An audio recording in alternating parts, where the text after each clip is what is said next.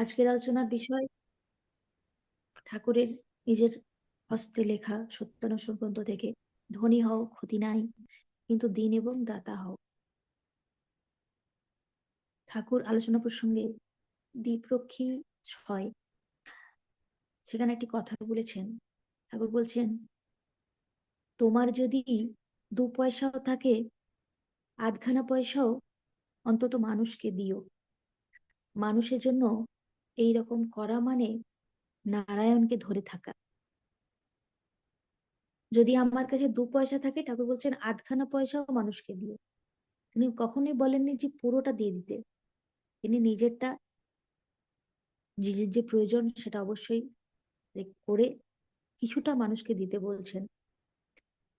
তবে তিনি বলছেন যে নারায়ণকে ধরে থাকা হয়। মানুষের মধ্যে ভগবান থাকেন আমরা জানি, কিন্তু কিছু সময় আমরা দেখি সমাজের কিছু মানুষ থাকে যারা একটু টাকা পয়সা হয়ে গেলে এত অহংকারী হয়ে ওঠে যে তখন মানুষকে ভালোবাসতেই ভুলে যায়।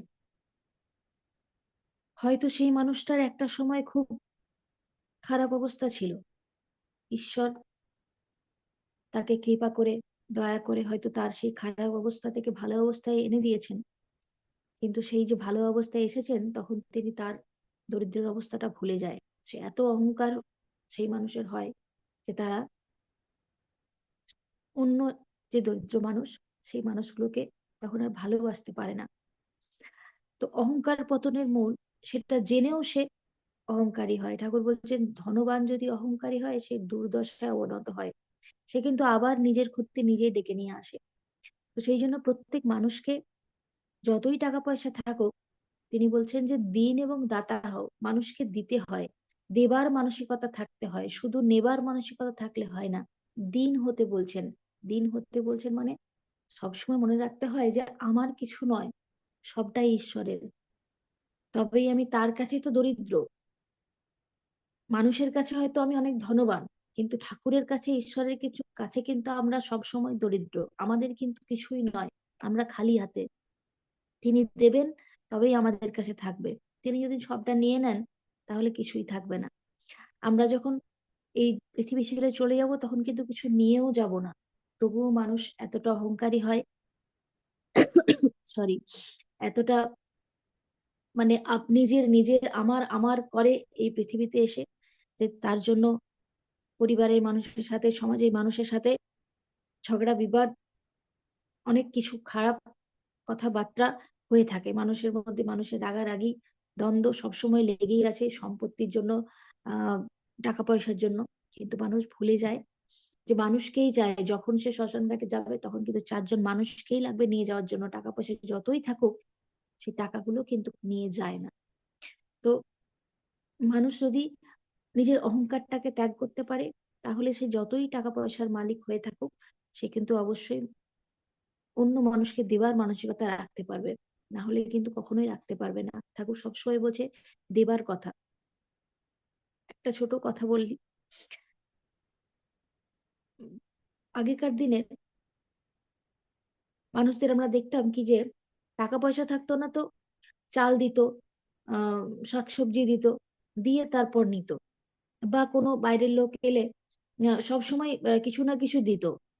কিন্তু এখন অনেক সময় দেখা যায় যে আড়ম্বর করে মানুষ ঠাকুর ঘরে আহ মানে ফুল দিচ্ছে, ফল দিচ্ছে, মিষ্টি দিচ্ছে, ঠাকুরের আসন এত সুন্দর করে আড়ম্বর করে সাজিয়েছে, কিন্তু দুয়ারে যদি একটা গরিব মানুষ আসে তখন তাকে দূর দূর করে তাড়িয়ে দিচ্ছে। না না, ঠিক আছে, এখন আগে যাও, এখন সময় নেই।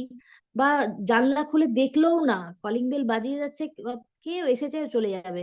এইরকমও দেখা যায় অনেক সময় যে দরজাই খুললো না, কেউ যে এলো, মানুষ এলো, ডাকছে, তা সেইটুকুও তার সময় নেই। কিন্তু যখন তার বাড়িতে গিয়ে দেখা হয় তার বাড়ি এত আড়ম্বর করে সাজানো, যাতে বোঝা যায় যে কত বেশি টাকা পয়সা নিয়ে তিনি বসে আছেন। বা কোনো মানুষ এলে এটা এত টাকা দাম দিয়ে কিনলাম, এটা ওর বাবা এত টাকা দাম দিয়ে এনেছে, এই টাকার মানে পরিমাণটা বুঝিয়ে দেয় যে এত টাকা দামের জিনিস আমার বাড়িতে আছে।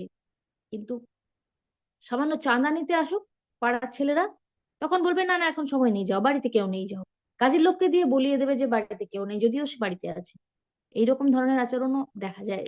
সমাজে। তো ঠাকুর আমাদেরকে এরকম তৈরি হতে বলেনি। ঠাকুর সবসময় বলছেন তোমার কাছে যা আছে সব, সেই জন্য তিনি বলেছেন 2 পয়সা থাকলেও আধখানা পয়সা মানুষকে দিও, কারণ ঈশ্বরের পথ ধরে আমাদেরকে চলতে হবে। মানুষের মধ্যে ভগবান থাকে, ভগবানকে, একটা মানুষকে কিছু দেওয়া মানে ভগবানকে দেওয়া। আবার এমন মানুষও আমরা দেখি যে রাস্তাঘাটে কুকুর হোক বিড়াল হোক গরিব মানুষদের সব সব সময় খাইয়ে যাচ্ছে, সব সময় দিয়ে যাচ্ছে, এরকম ধরনের মানুষ আমরা সমাজে দেখি। তো অবশ্যই আমাদেরকে সেই ধরনের মানুষ হতে হবে, যার প্রয়োজন যদি থাকে কারো, অবশ্যই তাকে দিতে হবে। আলোচনা এখানে শেষ করছি। জয়গুরু। জয়গুরু। জয়গুরু আমাদের প্রিয়া ভান্ডারী মা অত্যন্ত অত্যন্ত গুরুত্বপূর্ণ কথা শুনেছি, আমার খুব ভালো লাগছে। মানুষ কি ভালোবাসতে হবে আমাদেরকে। জয়গুরু।